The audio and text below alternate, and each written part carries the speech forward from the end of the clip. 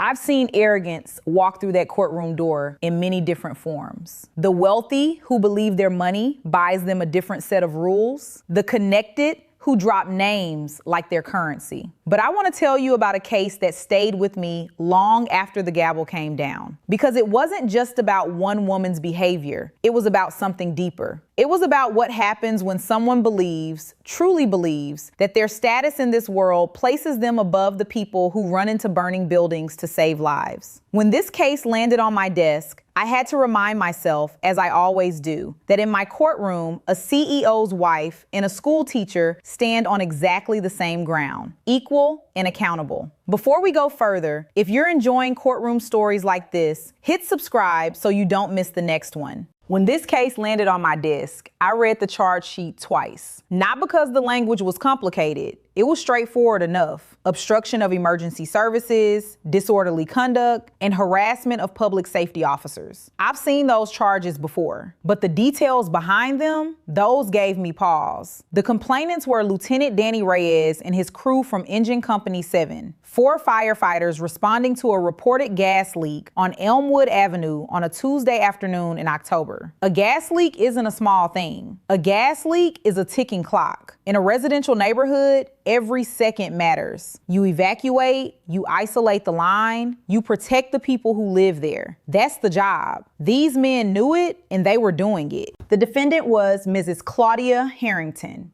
44 years old, wife of Gerald Harrington, the CEO of a regional investment firm. She was driving a late model Mercedes SUV and had parked it at some point during the emergency response in a position that directly blocked Engine 7's secondary access route. Now, I want to be fair. Parking in the wrong place during a chaotic situation, that can happen. People panic, people freeze. I've given the benefit of the doubt to folks who made honest mistakes in emergency situations. But as I read further into the incident report, and as I reviewed the body camera footage submitted as evidence, I understood why this case was referred for prosecution. This was no honest mistake. What concerned me most reading through those pages was a single line in Lieutenant Reyes's report. He wrote that the subject was informed 3 times of the emergency nature of the situation and refused to move her vehicle, instead asking whether he knew who her husband was. I've been doing this long enough to know that when someone answers a public safety emergency with a question about their husband's identity, we have a problem that goes well beyond a parking violation. Let me walk you through what happened that Tuesday afternoon, because the details matter. Engine Company 7 received the gas leak call at 2:14 p.m. Lieutenant Reyes and his crew arrived on Elmwood Avenue within 4 minutes. Outstanding response time. They set up their primary perimeter, began evacuating residents from the nearest homes, and positioned the engine to access the utility corridor on the east side of the block. That's when, according to the body cam footage, which I watched carefully twice, Mrs. Harrington's black Mercedes SUV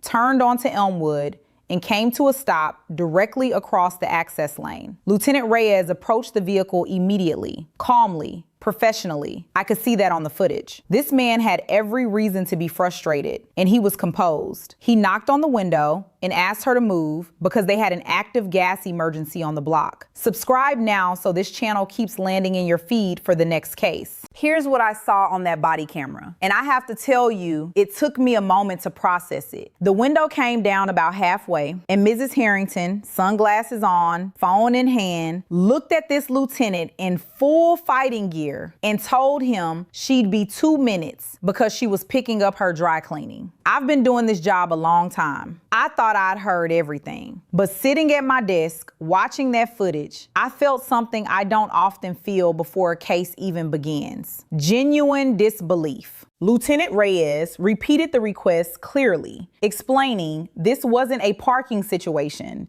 that there was a gas leak on the block, and that she needed to move for her own safety and the safety of residents. Her response, and I watched this 3 times because I wanted to be certain I was seeing it correctly, was to roll her window back up and return to her phone. 2 more firefighters approached the vehicle, A third time, they explained the emergency. A third time, she was asked to move. And according to both the body cam footage and the written statements of 4 witnesses who were being evacuated at the time, Mrs. Harrington stepped out of her vehicle, looked at Lieutenant Reyes, and said, loud enough for everyone on that street to hear, that she paid more in taxes than he made in a year, and to move around her. That statement right there, that told me everything I needed to know about what I was dealing with. The crew ultimately had to call for a secondary unit to reconfigure their approach, losing 11 minutes of response time on an active gas leak. 11 minutes. In my experience, 11 minutes in an emergency is not a minor inconvenience. It is potentially a life. As I continued reviewing the evidence, the picture only became clearer and more troubling. The body camera footage was Exhibit A, clear, time-stamped, and damning. But there was more. 3 responding firefighters had submitted written statements, and they were consistent down to the specific words used. When statements align that closely without collaboration, in my experience, that's because they're telling the truth about what they witnessed. Exhibit B was a series of photographs taken by one of the evacuating neighbors, a retired nurse named Mrs. Patricia Gomez, 71 years old, who saw the confrontation and had the presence of mind to document it. Her photographs showed the precise position of the Mercedes, the yellow emergency tape, the clearly visible Engine 7 markings on the apparatus, and Mrs. Harrington standing outside her vehicle with her arms crossed. What struck me about Mrs. Gomez's statement was how simply she put it, that after 30 years on that street, she knew those firefighters were the reason her family was safe. I couldn't believe what I was watching. There was also a recorded phone call after the confrontation on the street, while Lieutenant Reyes's crew was still managing the emergency. Mrs. Harrington had called, not 911, not any emergency line, but the department's non-emergency administrative line to file a complaint about Lieutenant Reyes for, in her words, harassing a private citizen. If this story's got you hooked, go ahead and subscribe. More of these are coming. The medical component, thankfully, showed no injuries to the firefighters or residents, but the gas leak itself was significant. A compromised line that, according to the utility company's emergency report, had the potential for serious incident within 15 to 20 minutes of discovery. They managed it. Engine 7 managed it, despite the 11-minute delay. When I finished reading every page of that file, I sat back and I had to ask myself the question I always ask before I hear a case. What is the right thing to do here? And the answer was clear. By the time Mrs. Harrington's court date arrived, I had been informed by my clerk that the body camera footage from Engine 7 had been released through a public records request, had been picked up by several local news stations, and had accumulated, at last count, somewhere in the range of 6 million views across various platforms. My clerk, God bless him, showed me some of the public comments. People were angry. Parents writing about their firefighter sons and daughters. Veterans writing about public service and dignity. Ordinary people writing about what it feels like to watch someone treat a first responder that way. I'll tell you what I told my clerk. It doesn't change a thing about what happens in that courtroom. I've had cases with no cameras, no viral videos, no public attention. Cases involving quiet people who deserve justice just as much as anyone in a trending video. They got the same process. They got the same consideration. The attention doesn't elevate a case in my eyes, and it doesn't pressure me toward any particular outcome. What the public attention does, occasionally, is remind people that they are watching, that accountability is real. And maybe that's not the worst thing for a courtroom that believes in transparency. But when Mrs. Harrington walked through my door, she was going to get exactly what every defendant gets from me: fairness, a chance to speak, and the truth. When Mrs. Harrington walked into my courtroom, I observed her carefully as I observe every defendant. She was dressed immaculately, not inappropriately, but in a way that felt deliberate, a statement. Her attorney was beside her, a man I recognized as someone who handles high-profile civil matters in this city. She sat down, adjusted her jacket, and looked around the courtroom with an expression I can only describe as impatient. Lieutenant Danny Reyes was seated in the gallery with 2 members of his crew. They were in dress uniform. They sat quietly, back straight, hands folded. The contrast in that room was not lost on me. I called the case and addressed Mrs. Harrington directly, asking if she understood the charges. Her attorney began to respond, and I raised my hand gently, asking to hear from her directly. She said she understood the charges, but that she thought this was a significant overreaction to what was a brief misunderstanding. I let that word sit in the room for a moment. Misunderstanding. I told her I'd reviewed the body camera footage, read 4 witness statements, including her own neighbors, and wanted to give her the chance to help me understand what I may have missed. I asked her directly what her understanding of the situation was when Lieutenant Reyes told her 3 times that this was an active gas emergency. She straightened in her seat and said she'd been told there was an issue, but not that it was life-threatening, and that she felt she'd been spoken to aggressively. I pointed out that the footage showed Lieutenant Reyes speaking calmly, clearly, and professionally on all 3 occasions, and asked if she was disputing what was shown. There was a pause. She said her perception was different. Don't forget to subscribe. It really helps this channel keep bringing you these cases. I've been patient with a lot of defendants in 42 years. Patience is part of the job, but there's a difference between someone who is frightened or remorseful or confused and someone who is simply recalibrating their story in real time. I could see which one I was looking at. I asked to play the footage for the court. We played it, the entire relevant sequence. The courtroom was silent. I watched Mrs. Harrington during the playback. She looked at her attorney. She looked at her hands. She did not look at Lieutenant Reyes. When it concluded, I asked her to confirm it was her in the footage. She said yes. I asked her to confirm the comment about paying more in taxes than he made in a year. A long pause. She said she was frustrated. I told her I understood frustration, that frustration is human, but I wanted her to understand something about the man she'd said that to. I turned briefly to acknowledge Lieutenant Reyes, a man who, on the morning of this incident, had already responded to 2 emergency calls before hers. A man who joined the department 19 years ago and has been decorated for his service. A man whose crew protects the neighborhood where she and her family live. She said nothing. Then my bailiff brought something to my attention, a printout that had been submitted as a supplemental exhibit by the prosecution. I reviewed it at the bench, and I have to tell you, I had to take a breath before I spoke again. It was a screenshot from Mrs. Harrington's social media account posted 2 days after the incident. A photograph of her Mercedes with a caption dismissing the firefighters as the help, who'd gotten a little too big for their britches. I looked at those words on the printed page. I looked at Mrs. Harrington. I asked if this post was from her account. Her attorney leaned over to whisper to her. Quietly, she said yes. I let that phrase, the help, stand on its own for a moment because it deserved to. I told her that Lieutenant Reyes and his crew are not the help. They are public servants. They are the people who would run into her home if it were on fire. And 2 days after blocking their emergency response, she posted this. If you haven't already, subscribe so you catch the next verdict too. I looked at her for a long moment. She was no longer adjusting her jacket. She was no longer scanning the room with that expression of impatience. Something had shifted. I then turned to Lieutenant Reyes and asked if he wished to address the court. He stood and he spoke briefly, but what he said moved everyone in that room, including me.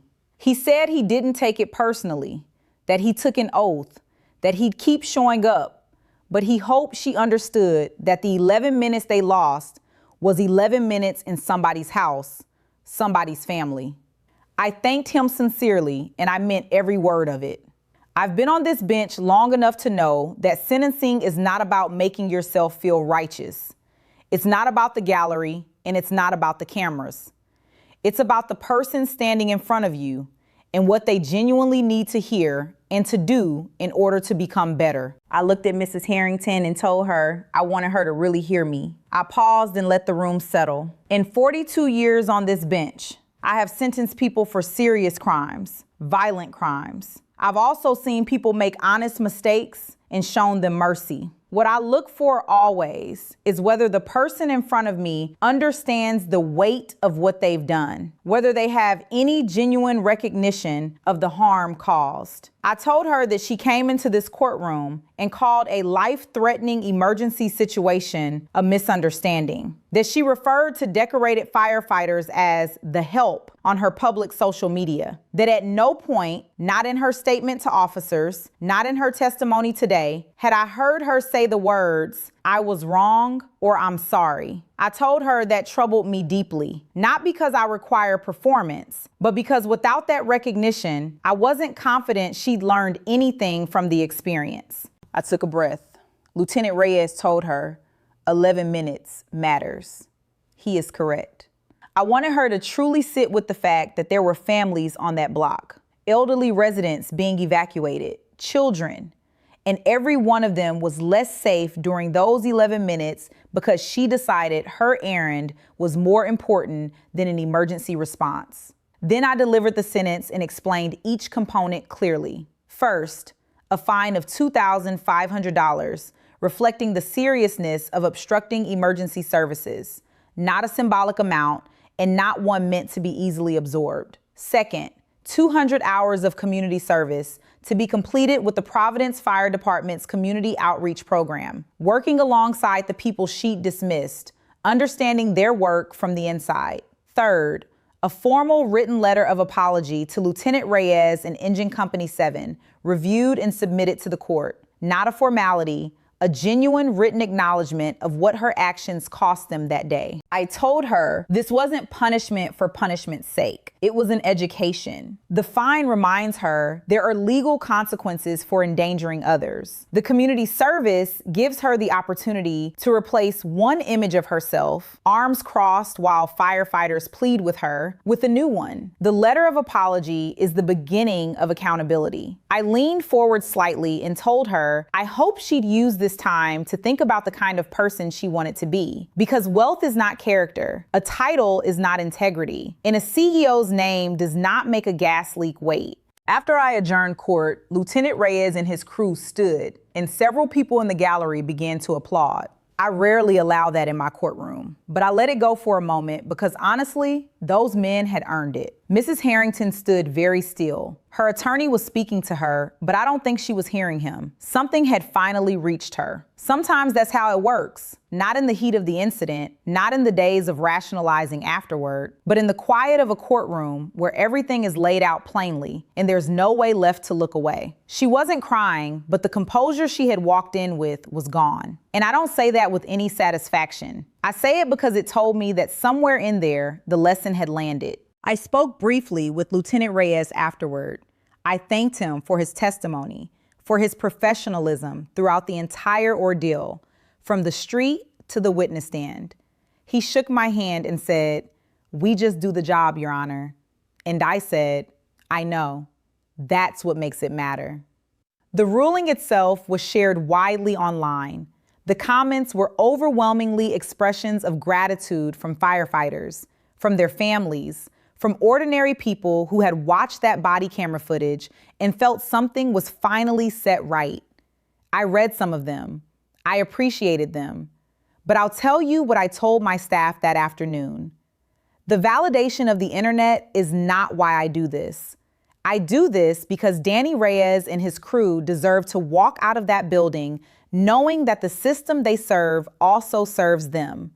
That's the only response that matters to me. Let me tell you what I hope people take from this case, because I think it speaks to something bigger than one woman and one parking dispute. We live in a time when status has become confused with worth. When a number in a bank account or a name on a business card has led some people to genuinely believe they occupy a different tier of society, one where rules are suggestions and public servants are subordinates. In my courtroom and in a just society, that confusion has to be corrected. The men and women who run toward emergencies, firefighters, police officers, paramedics. They are not the help. They are the architecture of safety that makes everything else possible. Every business, every luxury, every comfortable life in this city exists in part because those people show up every single day, often for modest pay, and always with the understanding that they may not come home. When you obstruct that work, you don't just inconvenience a crew, you gamble with lives. I also want to say something about social media because it came up in this case and it comes up more and more. What you post online is not separate from who you are. It is not a private thought. It is a public declaration of your values. When Mrs. Harrington posted that caption, she told everyone watching exactly how she saw the world. Social media doesn't create character, it reveals it. My hope for her is genuine. I hope she completes those hours with Engine Company 7 and that something shifts in her. I've seen it happen. People walk into community service resistant and walk out changed. That's what the justice system is supposed to do at its best. Not just punish, but transform. After 42 years on this bench, that belief hasn't left me. Justice done with fairness and with purpose still has the power to reach people. I've seen it too many times to stop believing it now. I'm Judge Vonda. Thanks for watching. If you want more courtroom stories like this one, subscribe to the channel and turn on notifications so you never miss the next case.